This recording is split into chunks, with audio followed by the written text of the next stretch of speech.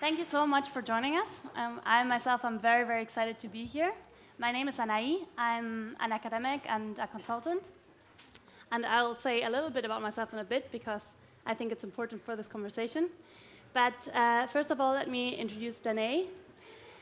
I had the chance of talking to her a little bit before starting about what is relevant to her when introducing herself. And she didn't want me to list kind of the very many awards she's received. So in short, the kind of short way of saying this is that she's basically been listed on anything important is 40s under 40s in any magazine you can think of. She's won 1 billion prizes, and she basically has spoken at the most prestigious conferences. But none of that really matters to her. And I think that that's a very, very defining thing of what we're going to be speaking about today. So I guess the most important is that she's the founder of Indiegogo, a co-founder of Indiegogo, which is one of the most important crowdfunding platforms to this day. And the mission of Indiegogo is to democratize crowdfunding. And I think that's something I would like to start with. But this is the bit where I want to tell you something about myself. I'm a political philosopher.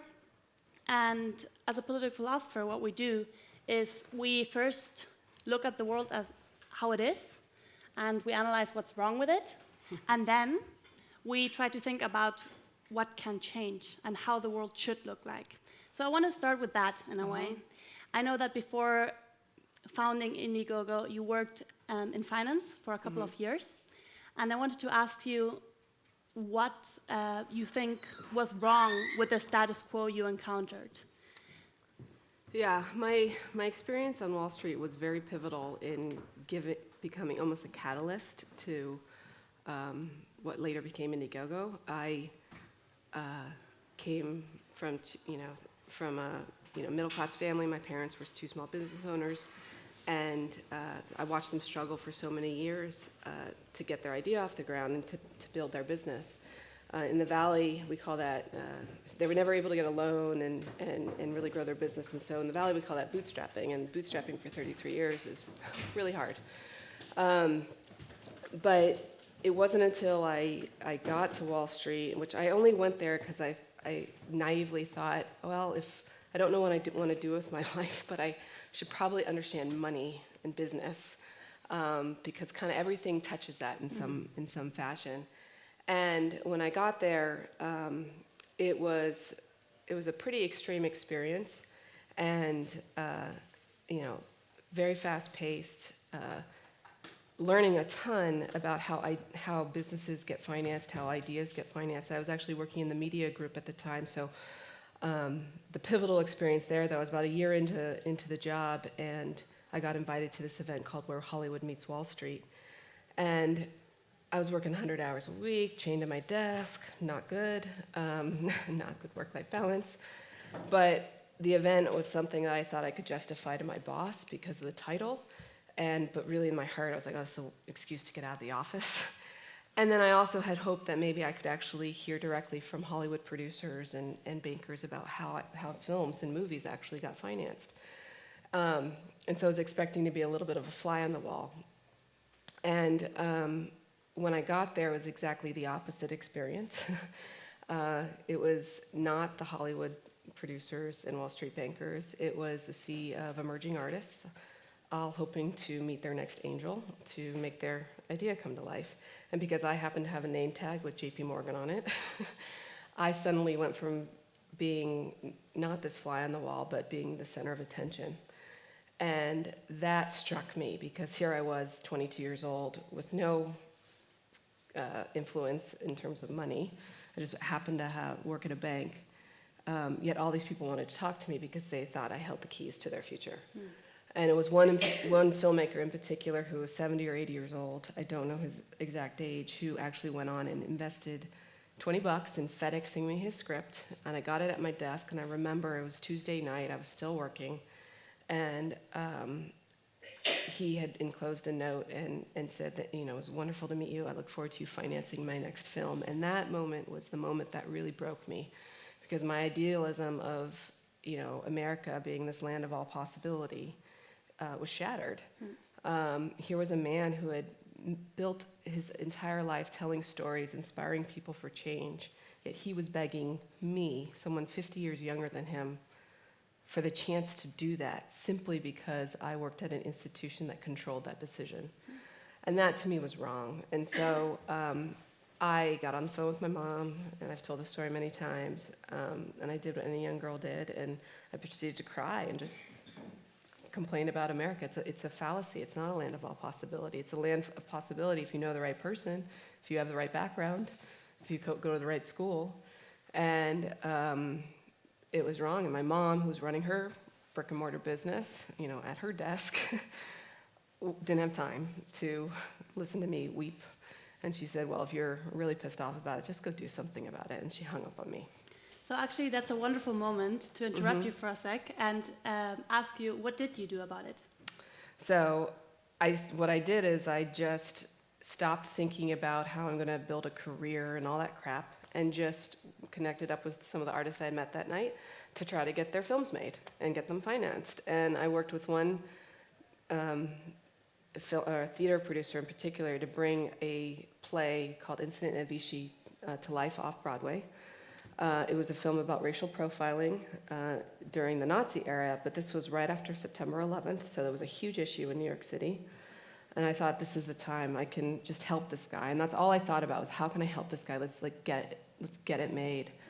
And I worked for months to do it, and we got it off the ground. We did a one-night screening. We got Arthur Miller to give us permission at the time to do it. And we had Richard Dreyfuss even sign up to be part of this one-night screening, which the point of it was to pack a house with an audience to see these actors kind of read the play. So it wasn't a full production of the play, but the goal was to get investors in the room, traditional theater investors, so they could witness the response of the audience, see kind of the energy in the room, and then my job was get those investors there and get them to write that check, because that's how things got financed at that time. And everything went perfect except that last moment when the investors turned to me and they said, that was wonderful. I personally was touched. Thank you for inviting me. And I was like, okay, here it's happening. It's actually happening. And they said, oh, sorry, but we have our investment fund has different objectives, and good luck. And it was over. So all this work went for nothing. So that was this, that was this moment where, this elderly filmmaker kind of shattered my idealism and taught me that the world is actually not fair. This experience kind of showed me how we can actually fix it, which is, let's stop relying on these gatekeepers, essentially, concentrated pockets of money to decide the future for all of us. And let's put that power back in the hands of people to decide which ideas come to life, where that power is exercised by funding. So distribute the funding back to the people who are going to benefit from this idea happening. And let's stop relying on gatekeepers to make that decision for us. Doesn't mean every idea is going to come to life, but the idea is that basically have an audience, small or big, it does not matter, get the chance to prove that out and come to life based on who their fans, audiences, customers, communities actually want. So maybe very basically for all of us in the audience who do not know exactly what Indiegogo does, can you explain very quickly what the basic concept is, how it works practically? Very, very simply, Indiegogo is a way for entrepreneurs, ideators, artists to connect directly with their fan base, their customers, their community, and let them fund their idea. So then together you can bring your idea to life. That's been our core offering for the last 10 years. And we've started to expand now on helping artists and entrepreneurs start meeting the other challenges of bringing an idea to life, funding being the first one. But at our core, that's what we do. We just take out the middleman, just provide this kind of objective, merit-based platform for, and the tools for entrepreneurs to reach out, connect directly with their fans, their audiences, their customers, to engage them and help them bring their idea to life. I find the moment in which you founded Indiegogo extremely interesting. So if I did my homework correctly, I think that you launched it in January of 2008. Long time ago. And we all know what happened in that fall, namely the collapse of Lehman Brothers, and then from there, basically, the spreading of, like wildfire, of a crisis all throughout the world. And I think that you can interpret this crisis in very many different ways. You can say that it clearly showed what was wrong with the system. You can also say that it might have been a case of too much finance, or maybe even too much of the wrong sort of finance. And my question is, what makes Indiegogo different? So one could say, well, it's also, in a way, the provision of funding to individuals, groups who have an idea and want to make it happen. So how is this different from the world you came from, that of which we saw that it had very devastating social consequences throughout the world? So I think the fundamental difference is that when investors were putting money into mortgage-backed securities, derivatives, credit defaults, all that stuff that end up being too much, unregulated, call it what you want, the primary motivation for those investments, the action to put money into something, was purely motivated for a profit, just return. That is the only motivation. And in creating Indiegogo, we created a way for actually other motivations to come to the surface and actually matter. So, on Indiegogo, the core product is a perks-based product. That's something we actually pioneered because investing in something online at the time was deemed a public offering, and there was a whole lot of work around securities law and regulations that you must comply with. So if you're raising money for a restaurant, for example, you just need $50,000 to get it off the ground. Spending all this money on filing securities laws, regulations, and compliance paperwork could cost $50,000, so it didn't make sense. So rather than change the law, then we decided, let's just prove this model that the internet is a great way for ideas, for people to pool their funds and get ideas off the ground. And so on Indiegogo, you actually get a perk, often in our kind of core product, in exchange for contributing to something. But what we actually discovered is that there's more motivations at play when someone's funding something, whether it's a cool technology product or a local restaurant or a movie. People are funding not just, people are funding to support the people and the team behind the project. People are funding because they actually want this thing to exist in the world, to have an impact. So whether it's your local neighborhood having a place to come together, or it's a tool that's actually going to change the world for the better, or fundamentally affect people's lives, people are funding for those reasons, and then they're also funding for this perk to actually get whatever it is that they're going to get back. And so we actually proved that profit is not the only motivator for putting money to work into ideas. We've since actually helped change the law in the US at least, and it's actually much further ahead in the rest of the world.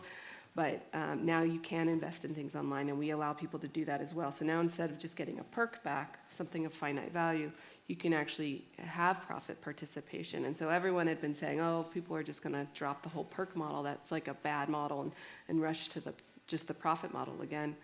But what we're actually finding is that the companies that are doing really well on equity crowdfunding, so giving up a stake of, ownership stake in your business or some kind of profit upside, there's still these non-financial motivations at play.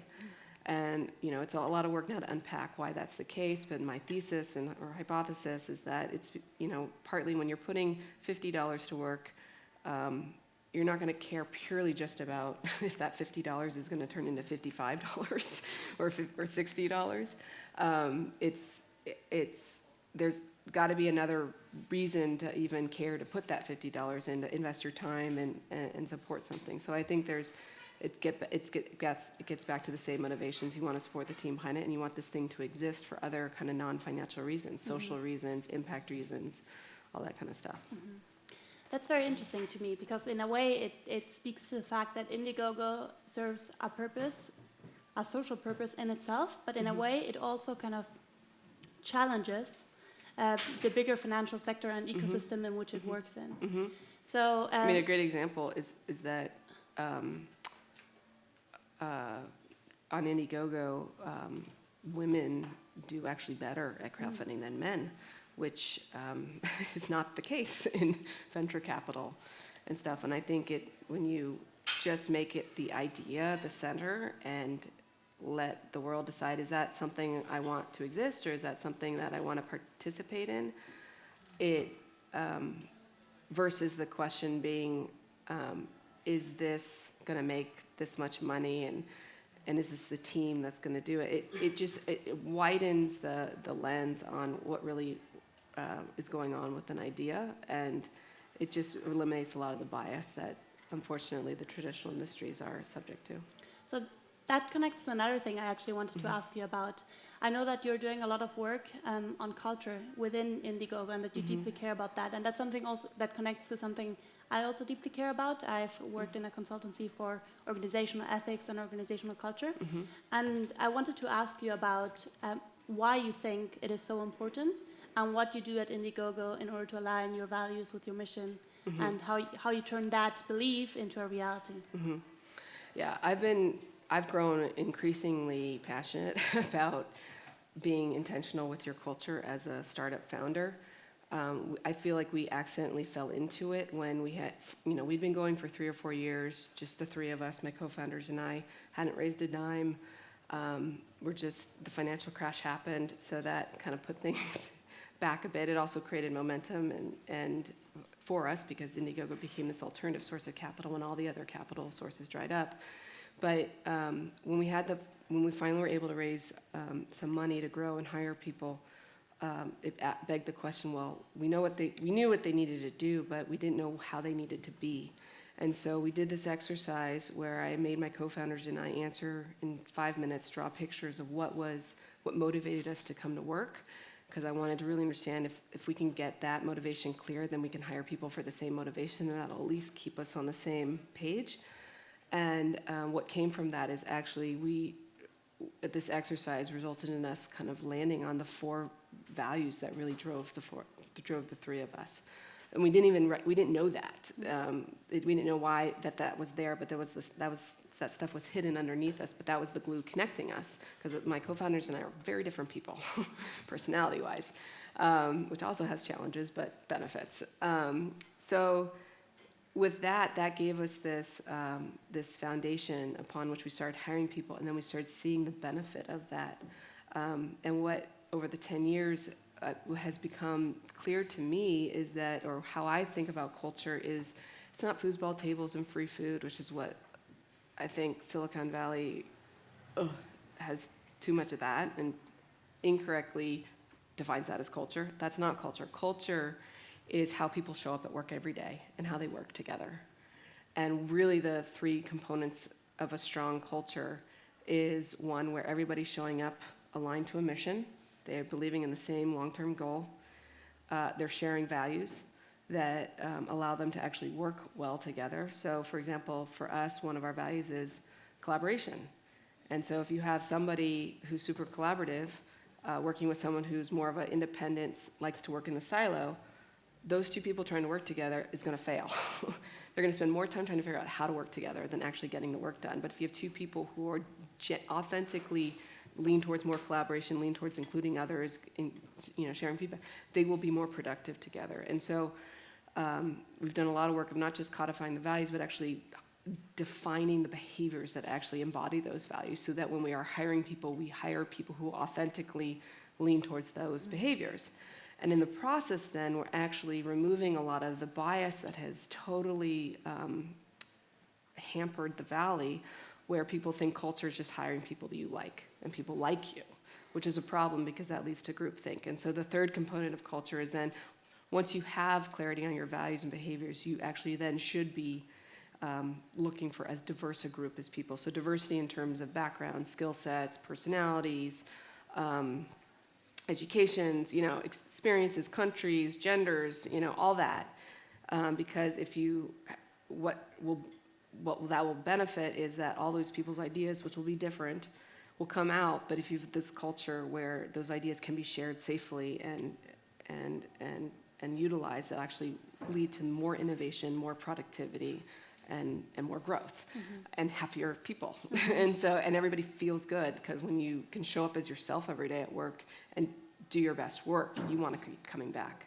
So to me, investing in an intentional culture, which starts with clarifying your mission and your values, and then updating your recruiting process to make sure you're getting everybody in there is a completely worthwhile investment because it saves you on high turnover later, which is expensive. The engagement level will be lower if you have all the same people, which then hurts productivity. So the financial case is so clear, but there's also this like case for work then is more interesting and more fun and actually better. Mm-hmm. Great. I think that especially the diversity part is a perfect kind of moment to turn to the public. So I would invite you to ask Danae any question you have. Please raise your hand if you want to start. We'll start over here. Thank you for what you shared with us today. My name is Vivek. I'm from the UK. Now I live in Norway. I've worked in Norway. And so I understand differences in cultures, not just what you described like collaborative, independent, but you also have geographic cultures. So I wonder, how will you deal with your organization as you grow? And it could be that you have more people who lean towards something different to what the founders have. Because it's not a guarantee that you will always have people that are collaborative. It may change. Well, that's the point, is every couple of years we kind of revisit our values and the behaviors and see are these really truly the behaviors that are needed today. And we've edited them a little bit. We've never edited our core values, but the behaviors that define those values have been edited a bit based on where the company is today. Because as you scale, collaboration could easily become, consensus, driven, which is not actually good from when you're at, a place where you have hundreds of employees and all that kind of. If you're trying to constantly get consensus, you get nothing done. So for us, we've actually done the work, like what does actually collaboration mean today, and how does that actually help us be productive? And so we have things like always putting company goals ahead of personal goals. It means listening with the intent to understand. We literally have written that out. So it means like these specific things. So it means when you are working with a group of people, you make sure that the goal of that, whether it's a meeting or a project or what have you, the goal of that meeting or project is super clear, and that the role of everybody in that room, whether it's a meeting or project, is super clear, so that everybody knows what value they're bringing. And if it's not clear, then either get out of the meeting or get out. So we've taken it now, 10 years from now, it might be something different, but when you, for what we've done is we've worked with our people team to really try to make sure that when anybody is going through the interviewing process with Indiegogo, they're not just getting screened for skills fit, like can this person do the job, but we are also putting them through culture interviews to make sure that how they work will work inside Indiegogo. Because like I said, if you have someone who likes to just go off in a hole and work on something and then come out and present it and be like, it's done, they are going to be, it doesn't mean that's a bad way to work. Some people, that is how they work, and that's great. Like, that's great, and the important thing is for them to identify that in themselves. But they will not be successful at Indiegogo. And if we hire someone like that, they're going to be miserable. And we've made mistakes, and it's very clear. Oftentimes, a lot of the mistakes that were mistakes because of cultural misfit are clear very, very early, because they are unhappy that, within a week of coming to work, because how they work and how they operate isn't embraced. Another value we have is authenticity, and that's been there for 10 years. I know it's a trend word now in the Valley, but it's bringing your whole self to work, and it's that definition has actually evolved to not just bring your whole self to work, but making sure that when you bring your ideas out, the point of bringing your ideas out is to make progress and move things forward. Because it did start for a couple years there where people would start using the authenticity card. Well, I'm just being honest. And then it actually became complaining. I'm like, well, then what's your solution? And so we had to rework that value a bit. It's not about being your authentic self. That's true. That's the beginning. But the whole point is when you bring an idea, it's to make things forward. So if you don't like something, how it's working, that's totally fine. But then when you bring out that authentic opinion, bring with it a suggestion or recommendation for change. And so we hire for that. And if it's very clear again, if we miss that, and we're not perfect for sure, if we miss on that stuff, it's often pretty clear very early if it's a cultural issue that we missed on. We have time for one extra question. Okay, then let me get some of my extra questions off the bucket list. I want to ask you a lot of different things still, but let me maybe finish with one that is very open. So if you could give your younger self an advice, what would that be? And also, and maybe even more important, if you could be kind to yourself and give yourself an advice in your current stage, what would that be? So 2 in 1. That's good. So the advice to my younger self, I mean, for anybody thinking about doing anything entrepreneurial, and I use that term broadly, entrepreneurs are people that make ideas happen. It doesn't have to be a business idea. It doesn't have to be a tech product, which is where a lot of the energy goes and attention goes there. It can be anything. So my advice is kind of twofold. One is I guess 3 things. One is just make sure you really deeply care about the problem you're solving. Ask yourself why again and again and again until you get to a place where you kind of just can't explain it. You're at the root level of belief. Like, I just believe this is wrong, or this is unfair, or whatever. Because that kind of deep caring will get you through the tough times, which we had many years of dark nights, and we weren't sure we were going to survive and all that.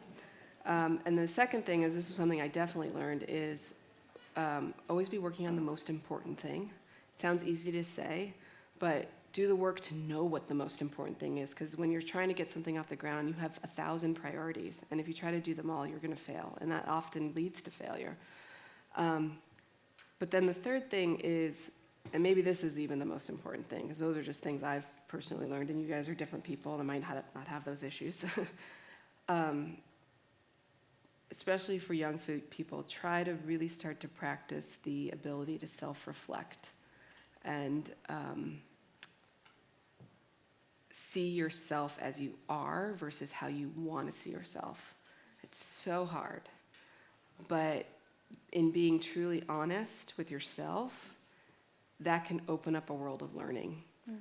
So many times we don't want to be honest with ourselves, either about a weakness or about a strength, and so we kind of pretend, and we don't even realize we're pretending. But if you can develop the capacity to self-reflect, maybe even start with like your closest confidants and ask them, what are my blind spots?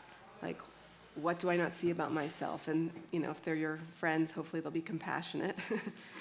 But if you can just make that a practice, I think then you can really be resilient in whatever you do, because the goal in life isn't just to be, I don't know, some person with some title somewhere.